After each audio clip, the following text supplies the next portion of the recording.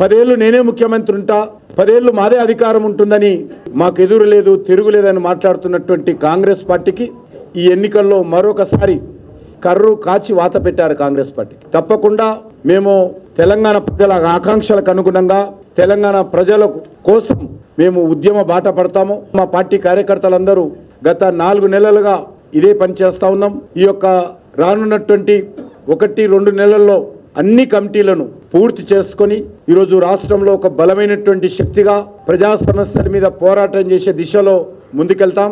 ముఖ్యంగా ఈరోజు ఉపాధ్యాయుల సమస్యల మీద ఈరోజు చాలా అసంతృప్తి ఉపాధ్యాయుల్లో ఉంది. ఉద్యోగస్తులు గురించి పట్టించుకున్నటువంటి పరిస్థితి లేదు. మా పార్టీలో శాసనసభలో కానీ శాసన మండలిలో కానీ మా పార్టీ తరఫున ఈ యొక్క ప్రజల సమస్యల మీద కానీ ప్రత్యేకంగా ఉపాధ్యాయుల ఉద్యోగస్తుల సమస్యలు, నిరుద్యోగ సమస్యలు, పట్టభద్రుల సమస్యల మీద, రైతాంగ సమస్యల మీద తెలంగాణ సమాజం తరఫున తెలంగాణ ప్రజల తరఫున ఈ ప్రభుత్వాన్ని నిలదీస్తాం. అడుగడుగున ఈ ప్రభుత్వాన్ని ప్రశ్నిస్తాం. తెలంగాణ ప్రజల గుండె చప్పుడు శాసనసభలోనూ శాసన మండలిలోనూ వినిపిస్తాం. శాసన మండలిలో కూడా ఈరోజు 3 ఏదైతే త్రిశూలం ఉంటుందో అదేవిధంగా మా 3 శాసన మండలి సభ్యులు కూడా రానున్న రోజుల్లో ఈ ప్రభుత్వాన్ని నిలదీసేటువంటి ప్రయత్నం చేస్తాం. అనేక రకాలుగా మా పార్టీకి సంబంధించినటువంటి కార్యకర్తలను వేధించినప్పటికీ, అనేక రకాలుగా ఇటీవల జరిగినటువంటి ఎన్నికల్లో ముఖ్యమంత్రి గారు తన సహచర మంత్రులు, పార్టీకి సంబంధించినటువంటి ఎంపీలు, ఎమ్మెల్యేలు కొంతమంది అనేక రకాల తప్పుడు ప్రచారం చేసి బీజేపీని ఓడించాలని కుట్ర చేసినప్పటికీ కూడా ఎన్నికల్లో బీజేపీ విజయం సాధించడం జరిగింది. ఈ విజయానికి మేమేమి అతి ఉత్సాహం చూపించడం లేదు. మా బాధ్యత పెరిగిందని భావిస్తూ ఉన్నాం.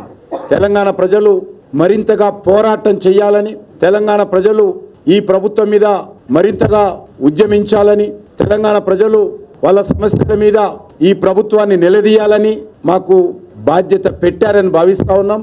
తప్పకుండా బాధ్యతను మేము గౌరవ పార్లమెంట్ సభ్యులు 8 మంది, గౌరవ శాసనసభ్యులు 8 మంది, గౌరవ శాసన మండలి సభ్యులు 3 అందరం కలిసి రానున్న రోజుల్లో పోరాటాలకు సమాయుత్తమని చెప్పి ఈ సందర్భంగా మనయేస్తున్నాను. నరేంద్ర మోడీ గారి నాయకత్వంలో ఈ రాష్ట్రంలో డబుల్ ఇంజన్ సర్కార్ రావాల్సినటువంటి అవసరం ఉంది. డబుల్ ఇంజన్ సర్కార్ వస్తేనే ఈరోజు తెలంగాణ ఉద్యమకారుల ఆకాంక్షలు నెరవేరుస్తాం. ఈరోజు అనేక రకాల తప్పుడు ఆరోపణలు చేస్తూ ఉన్నటువంటి నేపథ్యంలో కూడా ఏమాత్రం ఈరోజు మేము వెనుకడుగు వేసేటువంటి ప్రసక్తి లేదు. భారతీయ జనతా పార్టీ బలపడాలి, తెలంగాణను రక్షించాలి.